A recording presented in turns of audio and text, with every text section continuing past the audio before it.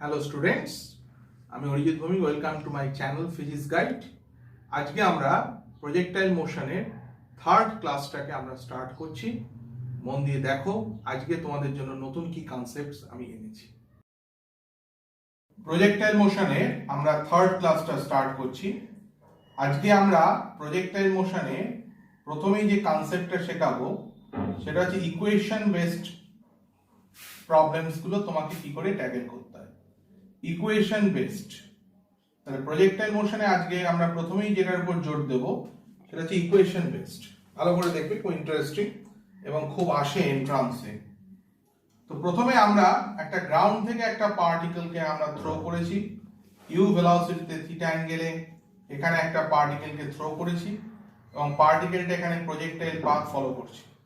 তো ডেফিনেটলি তার দুটো কম্পোনেন্ট, একদিকে হচ্ছে ইউ কস থিটা এবং আরেক দিকে হচ্ছে ইউ সাইন থিটা। অর্থাৎ প্রজেক্টেড ভেলোসিটিটা হচ্ছে ইউ, থিটা অ্যাঙ্গেলে পার্টিকেল প্রজেক্টেড রয়েছে।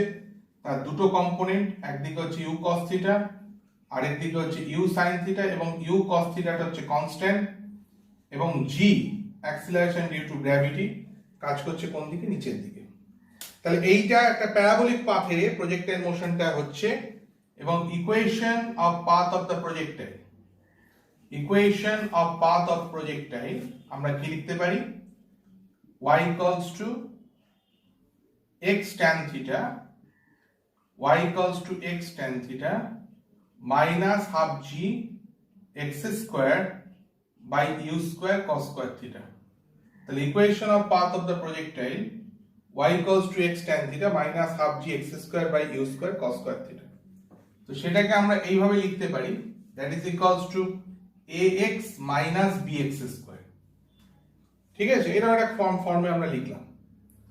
এবার আমরা প্রজেক্টাইল মোশন ইকুয়েশন বেসড, তার মধ্যে equation of the path of the প্রজেক্টাইলকে আমরা যখন লিখেছি, কম্পেয়ার করে আমরা কি দেখতে পাচ্ছি?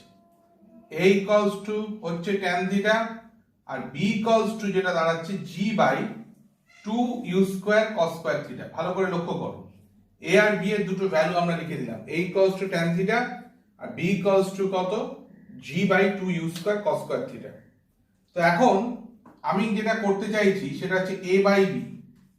তাহলে আমি যদি a বাই b করি এবং আরেকটা কি করব, আরেকটা যেটা করব সেটা হচ্ছে a স্কয়ার বাই 4b। একটা হচ্ছে a বাই b, আরেকটা হচ্ছে a স্কয়ার বাই 4b। তাহলে a বাই b তুমি যদি করো, এটা হচ্ছে কত? tan থিটা আর b মানে হচ্ছে g divided by 2 u square cos square theta. তাহলে tan থিটা মানে হচ্ছে sin theta divided by cos theta, আর এখান থেকে যেটা আসছে 2 u square cos square theta divided by g। তাহলে এখান থেকে যেটা পাচ্ছ u square by g 2 sin theta cos theta. দেখতেই পাচ্ছ একটা cos থিটা ক্যান্সেল হয়ে গেল। তাহলে একটা cos থিটা ক্যান্সেল হয়ে গিয়ে 2 sin থিটা cos থিটাকে sin 2 থিটা লিখতেই পারো। তাহলে u square by g sin 2 theta, এটা কার ফর্মুলা পেয়ে গেলে? রেঞ্জের ফর্মুলা পেয়ে গেলে। আবার a square by 4b, a মানে হচ্ছে tan স্কয়ার থিটা, 4 একটা পার্ট, b মানে হচ্ছে কত? g by 2 u square cos square theta. তাহলে tan স্কয়ার থিটা মানে হচ্ছে কত? sin square theta divided by cos square theta. আর এখান থেকে যেটা দেখতে পাচ্ছ 2 u square cos square theta divided by হচ্ছে কত? 4g। তাহলে এখান থেকে তুমি যেটা পাচ্ছ u square by g into 2 মানে u square by 2g sin square theta. তাহলে এটা কার ফর্মুলা তুমি পেয়ে গেলে ফাইনালি? এটা হচ্ছে h max। দারুণ একটা ইন্টারেস্টিং পয়েন্ট যে একটা ইকুয়েশন থেকে কিন্তু এইভাবে তুমি কিন্তু রেঞ্জ আর h max দুটোই পেয়ে যাচ্ছ। তো সাপোজ তোমাকে একটা এক্সাম্পল দিই, তাহলে জিনিসটা আরো ক্লিয়ার হয়ে যাবে। ধরো তোমাকে একটা ইকুয়েশন তোমাকে দিয়েছে, একটা ইকুয়েশন অফ পাথ তোমাকে দিয়েছে, সেটা হচ্ছে কত? y ইকুয়ালস টু কত? 3x minus 4x square. এটা হচ্ছে একটা ইকুয়েশন অফ দ্য পাথ দিয়েছে, y equals two 3x minus 4x square.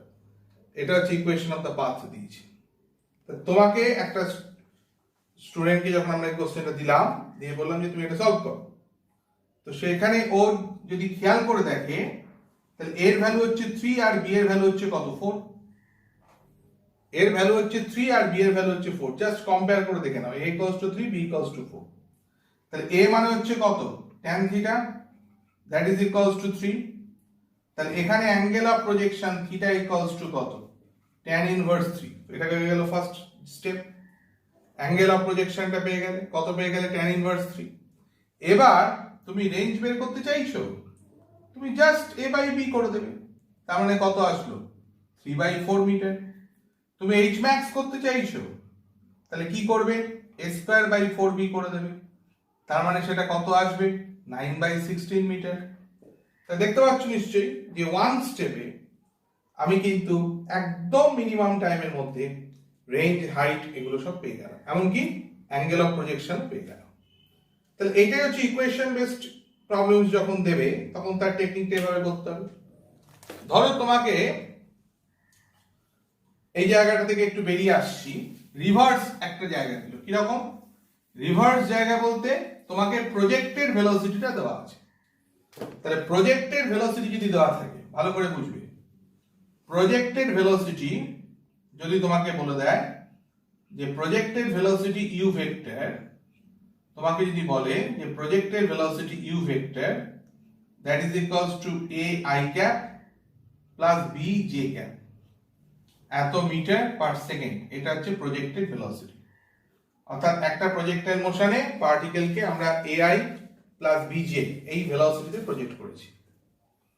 তাহলে ডেফিনেটলি আমরা যেটা বলতে পারি যে একটা পার্টিকেলকে তুমি যদি ইউ ভেলোসিটিতে প্রজেক্ট করো উইথ অ্যান অ্যাঙ্গেল থিটা, এবং পার্টিকেলটা যদি প্রজেক্টাইল পাথ ফলো করে, তাহলে অ্যালং এক্স অ্যাক্সিস যে কম্পোনেন্টটা কাজ করবে সেটা হচ্ছে ইউ কস থিটা, এবং অ্যালং ওয়াই অ্যাক্সিস যে কম্পোনেন্টটা কাজ করবে সেটা হচ্ছে ইউ সাইন থিটা। একদম সোজা কথা, ইউ ভেলোসিটিতে প্রজেক্ট করলে একদিকে হচ্ছে ইউ কস থিটা, একদিকে ইউ সাইন থিটা, এবং ইউ কস থিটাটা হচ্ছে কনস্ট্যান্ট, বারবার বলেছি, আর ইউ সাইন থিটার এগেইনস্টে কাজ করছে জি। তাহলে এখানে যে কোশ্চেনটা তোমাকে দিয়েছে তাতে প্রজেক্টেড ভেলোসিটি কোশ্চেনে গিভেন দেওয়া আছে। তাহলে কোশ্চেনে কি গিভেন দেওয়া আছে, projected velocity ai plus bj। তাহলে projected velocity ai plus bj এটা তোমার কোশ্চেনে গিভেন দেওয়া আছে। তাহলে আমরা এখানে যেটা বলতে পারি, u vector equals to u cos থিটা i cap plus u sin theta j cap. এটা নরমাল ফর্মেশন আমরা বলতে পারি u ভেক্টর ইকুয়ালস টু কত, u cos থিটা i cap plus u sin theta j cap. তাহলে ডেফিনেটলি যেটা আমরা এখানে বলতে পারি, কম্পেয়ার করলে a ইকুয়ালস টু যেটা বলতে পারি সেটা হচ্ছে u cos থিটা, আর b ইকুয়ালস টু যেটা বলতে পারি u sin থিটা। যে আজকে একটা প্রজেক্টের velocity u vector equals two ai plus bj এরকম ভাবে ভেক্টর ফর্মে যদি দেয়, তাহলে u cos থিটা i cap plus u sin theta j cap, u sin থিটার এগেইনস্টে g কাজ করছে, gটা রিটার্ডেশন। তাহলে আমরা এখানে পরিষ্কার যেটা বলতে পারি, কম্পেয়ার করলে a equals to e cos theta আর b equals to u sin theta. তাহলে তোমাকে যদি রিভার্স জানতে চায় যে ইকুয়েশন অফ দ্য পাথ, তাহলে কি দাঁড়াবে, তাহলে আমরা পরিষ্কার যেটা জানি, ইকুয়েশন অফ দ্য পাথের ফর্মুলাটা কি, y equals to x tan theta minus half g x square by u square cos square theta. তাহলে সেখান থেকে তুমি যেটা দেখতে পাচ্ছ, y ইকুয়ালস টু কত, x x এর মতো বসলো, এবার একটাকে একটা দিয়ে ডিভাইড করলে tan থিটা মানে হচ্ছে b by a half g x square divided by u square cos square theta that is equals to a square. তাহলে এইটা হচ্ছে ইকুয়েশন অফ দ্য পাথ। তাহলে y equals to x into b by a minus half g x square by a square, এইটা হচ্ছে finally তুমি যেটা দেখতে পাচ্ছ ইকুয়েশন অফ দ্য পাথ তুমি এখানে পেয়ে গেলে। এবং যদি প্রজেক্টেড ভেলোসিটি গিভেন থাকে সেখান থেকে তুমি ইকুয়েশন অফ পাথ তুমি কিন্তু ক্যালকুলেট করতে পারছো। এটা একটা রিভার্স প্রবলেম আমরা বলতে পারি, এটা একটা রিভার্স প্রবলেম। এবং শুধু তাই নয়, তোমাকে একটা এক্সাম্পল দিয়ে বোঝানো যাক, জিনিসটাকে আরো ক্লিয়ার করে দিই। ধরো তোমাকে কোশ্চেনে বললো যে projected velocity u vector equals to i plus j metre per second. তার projected velocity u vector equals to i cap plus j cap metre per second, এইভাবে আমি তোমাকে রিপ্রেজেন্ট করলাম projected velocity u vector i cap plus j cap metre per second. তাহলে যদি এইভাবে represent করে, তাহলে আমি এক স্টেপে কি লিখতে পারি, a ইকুয়ালস টু 1 আর b ইকুয়ালস টু 1। তাহলে আমরা পরিষ্কার যেটা বলতে পারি, যেটা tan থিটা ইকুয়ালস টু কত, b by a that is equals to 1। তাহলে থিটা ইকুয়ালস টু তাহলে কত হবে, 45 ডিগ্রি। তাহলে 45 ডিগ্রি অ্যাঙ্গেলে প্রজেক্ট করা হয়েছে এখানে ফার্স্ট অ্যান্সার হয়ে গেল।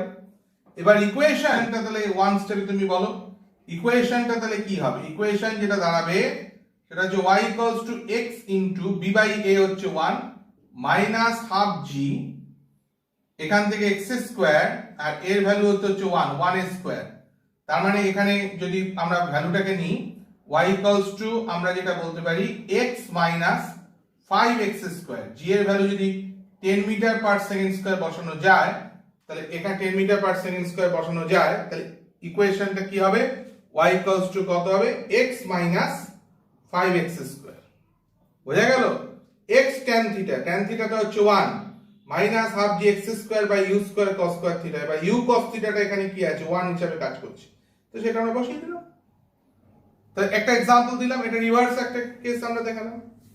আরেকটা ইন্টারেস্টিং জিনিস দেখো, ধরো তোমাকে প্রজেক্টেড ভেলোসিটি দেওয়া আছে u vector equals two ai plus bj, তোমাকে বলো রেঞ্জটা ক্যালকুলেট করতে। এবার একটা স্টুডেন্ট যখন বসে কোশ্চেনটাকে ফেস করবে সে অনেক কিছু ভাববে যে কিভাবে আমরা ক্যালকুলেট করতে পারি sin থিটা cos থিটা নিয়ে।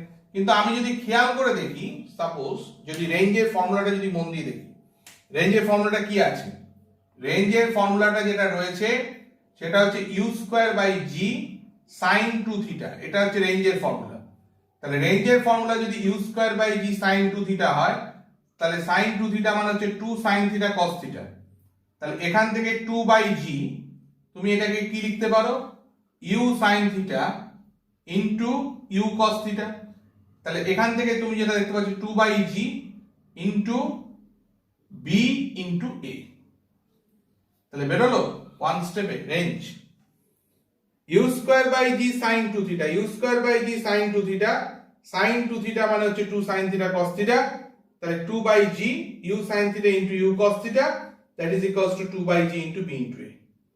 তাহলে পরিষ্কার তোমার কাছে ক্লিয়ার হয়ে গেল যে প্রজেক্টেড ভেলোসিটি দেওয়া থাকলে তুমি যেমন ইকুয়েশন বের করতে পারো, তুমি যেমন অ্যাঙ্গেল অফ প্রজেকশন বের করতে পারো, তুমি আবার রেঞ্জটা বের করতে পারো। এবার যদি কেউ মনে করে না আমি h max বের করব, সেও h max ও বের করা যেতে পারে প্রজেক্টেড ভেলোসিটি দেওয়া থাকলে। কেন? h max এর ফর্মুলা কি u square sin square theta by 2g। তাহলে 2g টা 2g এর মধ্যে রেখে দিলাম, u sin থিটা মানে হচ্ছে b, তাহলে b স্কয়ার বাই 2g এটা হয়ে গেল h max। তাহলে আশা করি বোঝা যাচ্ছে যে ইকুয়েশন থেকে কি করে আমরা রেঞ্জ, ইকুয়েশন থেকে যেরকম রেঞ্জ হাইট বের করা শেখালাম সেরকম প্রজেক্টেড ভেলোসিটি ভেক্টর ফর্মে দেওয়া থাকলে তার থেকে কিন্তু আমরা অনেক কিছু ক্যালকুলেশন করতে পারি। এটা একটা ইম্পর্টেন্ট কনসেপ্ট আজকে প্রথমেই আমরা দিলাম থার্ড ক্লাসটাতে। এবারে দেখো যে পয়েন্টটা আমরা ডিসকাস করব সেটা হচ্ছে যে একটা পার্টিকেল যখন প্রজেক্টাইল পাথ ফলো করছে, কিসে? u ভেলোসিটিতে একটা পার্টিকেল প্রজেক্টাইল পাথ ফলো করছে। তাহলে প্রজেক্টেড ভেলোসিটি u, তাতে একটা পার্টিকেল প্রজেক্টাইল পাথ ফলো করছে। তাহলে প্রজেক্টেড ভেলোসিটি, তাহলে u ভেলোসিটিতে আমরা এখানে কি করেছি? পার্টিকেলকে প্রজেক্ট করেছি। কথাটা ভালো করে বুঝবে। তাহলে এখানে একটা পার্টিকেলকে আমরা u ভেলোসিটিতে প্রজেক্ট করেছি এবং with an angle theta, theta অ্যাঙ্গেলে একটা পার্টিকেলকে প্রজেক্ট করেছি এবং পার্টিকেলটা আমার ডেফিনেটলি এখানে একটা প্রজেক্টাইল পাথ ফলো করেছে। তাহলে প্রজেক্টেড ভেলোসিটিটা হচ্ছে u। তাহলে এখানে একটা পার্টিকেলকে আমরা u ভেলোসিটিতে প্রজেক্ট করেছি। তাহলে u ভেলোসিটিতে প্রজেক্ট করলে তার দুটো কম্পোনেন্ট, একদিকে হচ্ছে u cos থিটা এবং আরেক দিকের কম্পোনেন্ট হচ্ছে কত u sin থিটা, এবং u sin থিটার এগেইনস্টে যেটা কাজ করবে g, gটা হচ্ছে অ্যাক্সিলারেশন ডিউ টু গ্র্যাভিটি এবং u cos থিটাটা হচ্ছে কনস্ট্যান্ট। আমার এখনকার ডিসকাশনের বিষয় হচ্ছে যেটা concept of momentum, concept of linear momentum. আমরা যেটার উপর ডিসকাস করতে চলেছি সেটা হচ্ছে কনসেপ্ট অফ লিনিয়ার মোমেন্টাম। ভালো করে বোঝার চেষ্টা করবে, আমরা যেটা ডিসকাস করব কনসেপ্ট অফ লিনিয়ার মোমেন্টাম। তাহলে u ভেলোসিটিতে একটা পার্টিকেলকে প্রজেক্ট করা হয়েছে, তার দুটো কম্পোনেন্ট, একটা u cos থিটা, একটা u sin থিটা। তাহলে আমরা যদি ইনিশিয়াল মোমেন্টামটা জানতে চাই, একদম স্টার্টিং এ ইনিশিয়াল লিনিয়ার মোমেন্টামটা কত হবে, তাহলে ইনিশিয়াল লিনিয়ার মোমেন্টাম যদি ক্যালকুলেট করতে হয় তাহলে p1 ভেক্টর হচ্ছে তোমার কত? Initial linear momentum p1 vector তাহলে কত হবে? mu cos থিটা i ক্যাপ, তাহলে mu cos থিটা i cap plus mu sin theta j cap. তাহলে একটা পার্টিকেলকে আমরা u ভেলোসিটিতে প্রজেক্ট করেছি, তাহলে একদম ইনিশিয়াল লিনিয়ার মোমেন্টাম যখন টাইম t ইকুয়ালস টু 0 তখন তার মোমেন্টামটা কত, mu cos থিটা i cap plus mu sin theta j cap. এবার পার্টিকেলটা টপ পজিশনে চলে গেল, কথাটা ভালো করে বুঝবে। পার্টিকেলটা কোথায় গেল, টপ পজিশনে চলে গেল। তার টপ পজিশনে যদি পার্টিকেলটা চলে যায়, অর্থাৎ h max সাইডে যদি পার্টিকেলটা চলে যায়, তাহলে টপ পজিশনে পার্টিকেলটা ভেলোসিটি কত কাজ করবে, u cos থিটা। কারণ u cos থিটাটা আফটার অল হচ্ছে কি, u cos থিটা হচ্ছে কনস্ট্যান্ট, আর u sin থিটাটা কমতে কমতে কি হয়ে যাবে, জিরো হয়ে যাবে। তার মানে টপ পজিশনে যখন চলে যাচ্ছে তখন তার লিনিয়ার মোমেন্টাম যেটা দাঁড়াবে, টপ পজিশনে যখন চলে যাচ্ছে তখন তার লিনিয়ার মোমেন্টাম যেটা দাঁড়াবে সেটা হচ্ছে p2 ভেক্টর। টপ পজিশনে যখন চলে যাচ্ছে linear momentum p2 vector equals two mu cos থিটা i ক্যাপ। কথাটা বোঝা গেল? u ভেলোসিটিতে পার্টিকেল প্রজেক্টেড হয়েছে, দুটো কম্পোনেন্ট, ইনিশিয়াল মোমেন্টামটা দিলাম, এবং টপ পজিশনে যখন পার্টিকেলটা চলে যাচ্ছে তখন u cos থিটাটা কনস্ট্যান্ট, এবং সেই মোমেন্টে লিনিয়ার মোমেন্টাম হচ্ছে mu cos থিটা i ক্যাপ। তাহলে মোমেন্টামের change del p vector that is equals to, আমরা মড ভ্যালুটা নিচ্ছি কার, p2 minus del p vector of the change in momentum. তাহলে চেঞ্জ ইন মোমেন্টাম যেটা হবে, তাহলে মোমেন্টামের যে চেঞ্জটা, তাহলে মোমেন্টামের যে চেঞ্জটা হবে সেটা হচ্ছে p2 vector minus p1 vector, তার মড ভ্যালুটা নিচ্ছি। কথাটা বোঝা যাচ্ছে? Final minus initial mod value. তাহলে যখন তুমি p2 মাইনাস p1 করবে তখন মড ভ্যালুটা তুমি কত পেলে, mu sin থিটা। এটা তুমি কি পেয়ে গেলে, মোমেন্টামের চেঞ্জ। Important concept. এবার পার্টিকেলটা গ্রাউন্ডে টাচ করতে চলেছে, তাহলে বিফোর টাচিং দ্য গ্রাউন্ড পার্টিকেলটা ভেলোসিটি u থাকছে, কিন্তু মনে রাখতে হবে এখানে থিটাটা যদি অ্যান্টি ক্লকওয়াইজ হয়, এখানে থিটাটা কি আছে, ক্লকওয়াইজ। এখানে রেফারেন্স লাইনের থেকে থিটাটা কি আছে, অ্যান্টি ক্লকওয়াইজ, আর এখানে রেফারেন্স লাইন থেকে থিটাটা কি আছে, ক্লকওয়াইজ। এবং অ্যান্টি ক্লকওয়াইজ থিটাকে আমরা পজিটিভ ধরলেও ক্লকওয়াইজ থিটাটাকে আমরা কি ধরে থাকি, নেগেটিভ। তাহলে বিফোর টাচিং গ্রাউন্ড, কথাটা ভালো করে বুঝবে যে বিফোর টাচিং গ্রাউন্ড অর্থাৎ গ্রাউন্ডে টাচ করার আগে, তাহলে বিফোর টাচিং গ্রাউন্ড সেটা হচ্ছে লিনিয়ার মোমেন্টাম p3 ভেক্টর, অর্থাৎ গ্রাউন্ডে টাচ করার আগে কি হবে, mu cos of minus theta i cap plus mu sin of minus theta j cap. তাহলে এখান থেকে যেটা পাওয়া যাচ্ছে, cos এর ক্ষেত্রে মাইনাসটা অ্যাবজর্বড হয়ে যাবে, sin of minus theta minus sin theta j cap হয়ে যাবে। এবার চেঞ্জ ইন মোমেন্টাম যদি আমি ক্যালকুলেট করি, তাহলে চেঞ্জ ইন মোমেন্টাম যেটা হবে, তাহলে এই কেসটাতে চেঞ্জ ইন মোমেন্টাম আমরা ক্যালকুলেট যদি করতে চাই, তাহলে ফাইনাল মাইনাস ইনিশিয়াল যদি করি, চেঞ্জ ইন মোমেন্টাম ক্যালকুলেট করছি,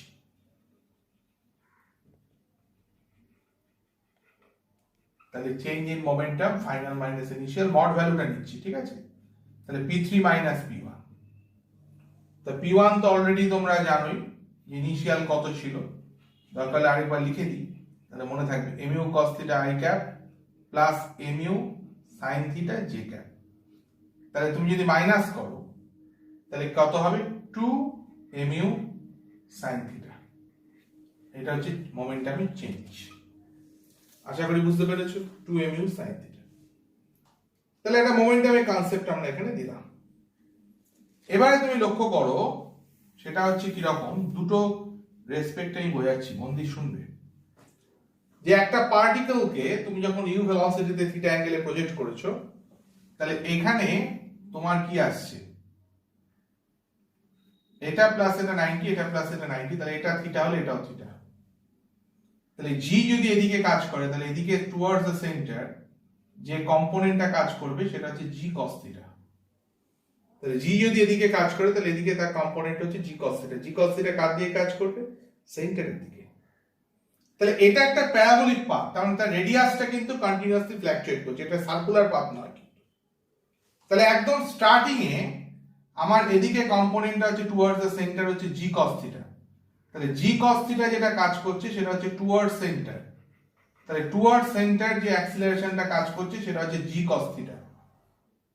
তাহলে এখন তুমি খেয়াল করো, দেখো সার্কুলার পাথের মতো যদি একটা সার্কুলার ট্র্যাজেক্টরি ফলো করে, এদিকে u ভেলোসিটি, তাহলে আমরা একে কি লিখবো, u স্কয়ার বাই r1 কারণ একটা সেন্টারের দিকে যে অ্যাক্সিলারেশনটা তৈরি হয় সেটা ভি স্কয়ার বাই আর, তাহলে অটোমেটিক্যালি আমার টুয়ার্ডস দ্য সেন্টার এখানে যে অ্যাক্সিলারেশনটা কাজ করছে সেটা জি কস থিটা, এবং ওই মোমেন্টে তার ভেলোসিটি ইউ, তাহলে u square by R one, তাহলে রেডিয়াস অফ পাথ ওই মোমেন্টে আর ওয়ান ইকুয়ালস টু কত, u square by G cos theta. কনসেপ্টটা ক্লিয়ার? এবার ধরো একটা পার্টিকেল টপ পজিশনে বসে আছে, তাহলে একটা পার্টিকেল যদি টপ পজিশনে বসে থাকে, তাহলে টপ পজিশনে যখন পার্টিকেলটা বসে আছে তখন জিটা কোন দিকে অ্যাক্ট করছে, ডাউনওয়ার্ডস, তাহলে টুয়ার্ডস দ্য সেন্টার অ্যাক্সিলারেশনটা কত, G, that is equals to আমরা কি বলতে পারি, u cos theta whole square divided by r2, V square by R formula থেকে তোমরা জানো প্রত্যেকে, সার্কুলার পাথ ফলো করলে টুয়ার্ডস সেন্টার যেটা কাজ করে ভি স্কয়ার বাই আর, তাহলে এখান থেকে রেডিয়াস r2 ইকুয়ালস টু তাহলে কত হবে, u square cos square theta divided by g, u square cos square theta by g. তাহলে আমি যদি টপ পজিশনের অ্যাঙ্গুলার মোমেন্টামটা জানতে চাই, যে টপ পজিশনে অ্যাঙ্গুলার মোমেন্টামটা কত হবে, তাহলে টপ পজিশনে অ্যাঙ্গুলার মোমেন্টাম তোমরা প্রত্যেকেই জানো, অ্যাঙ্গুলার মোমেন্টামের ফর্মুলা কি, mvr, তাহলে পার্টিকেলের মাস হচ্ছে m, ভেলোসিটি হচ্ছে u cos থিটা, আর রেডিয়াসটা হচ্ছে কত, r3, তাহলে m এখান থেকে যেটা দাঁড়াবে u cube cos cube theta divided by হচ্ছে g, রেডিয়াস r2 এর ভ্যালুটা আমি এখানে বসিয়ে দিচ্ছি, দরকার হলে একটা স্টেপ এখানে করে দিই, তাহলে m u cos থিটা আর রেডিয়াসটা এখান থেকে ভ্যালুটাকে বসালাম, এটা হচ্ছে u square cos square theta divided by g, তাহলে m u cube cos cube theta by g, এটা কি আসলো, অ্যাঙ্গুলার মোমেন্টাম। আবার শর্টকাটে একটা অ্যাঙ্গুলার মোমেন্টাম আরেকটা এক্সপ্রেশন তুমি পেতে পারো, কি রকম, যে অ্যাঙ্গুলার মোমেন্টাম আমি কোন পয়েন্টে বের করছি সেটা খুব ইম্পর্টেন্ট, টপ পজিশনে, তাহলে টপ পজিশনে অ্যাঙ্গুলার মোমেন্টাম যদি ক্যালকুলেট করতে হয়, তাহলে টপ পজিশনে মাস হচ্ছে m, ভেলোসিটি হচ্ছে u cos থিটা টপ পজিশনে, এবং h max টাকে অলমোস্ট আমরা রেডিয়াস বলে ধরে নিচ্ছি যখন পার্টিকেলটা টপ পজিশনে রয়েছে, হাইয়েস্ট পয়েন্টে রয়েছে, এবং হাইয়েস্ট পয়েন্টে ভেলোসিটি u cos থিটা নতুন করে বলার কিছু নেই, অনেকবার আলোচনা হয়েছে, তাহলে m u cos থিটা আর h max এর ভ্যালুটা কত, u square sin square theta divided by 2g, তাহলে এখান থেকে ফাইনাল যে এক্সপ্রেশনটা পাচ্ছ m u cube sin square theta cos theta divided by 2g, এটা হয়ে গেল আরেকটা অ্যাঙ্গুলার মোমেন্টামের এক্সপ্রেশন। তাহলে হাইয়েস্ট পয়েন্টে যখন পার্টিকেলটা বসে আছে তখন তার velocity u cos theta, h max হচ্ছে রেডিয়াসটা যে পাথটা ট্রাভেল করছে, h max এর ভ্যালু হচ্ছে u square sin square theta by 2g, তাহলে m u cube sin square theta cos theta by 2g। তাহলে অ্যাঙ্গুলার মোমেন্টাম তুমি অ্যাচিভ করলে কোথায়, হাইয়েস্ট পয়েন্টে।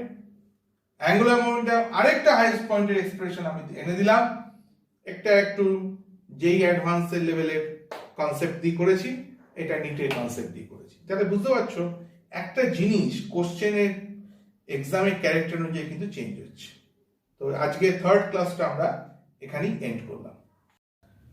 স্টুডেন্টস, তোমাদের জন্য থার্ড ক্লাসটা আমরা এখানে এন্ড করছি। তোমাদের কেমন লাগছে আমাকে কমেন্ট সেকশনে জানাবে, তোমাদের সাজেশন আমার কাছে ভীষণ ইম্পর্টেন্ট, যাতে আমি আরো কিছু তোমাদের জন্য নিয়ে আসতে পারি আমার ইউটিউব চ্যানেলে। ভালো লাগলে লাইক করবে, শেয়ার করবে বন্ধু বান্ধবদের কাছে, যাতে সবার কাছে আমার কনসেপ্টস গুলো যেগুলো আমি তোমাদের সাথে শেয়ার করছি আরো বেশি করে পৌঁছে যেতে পারে, এবং সাবস্ক্রাইব করতে ভুলবে না।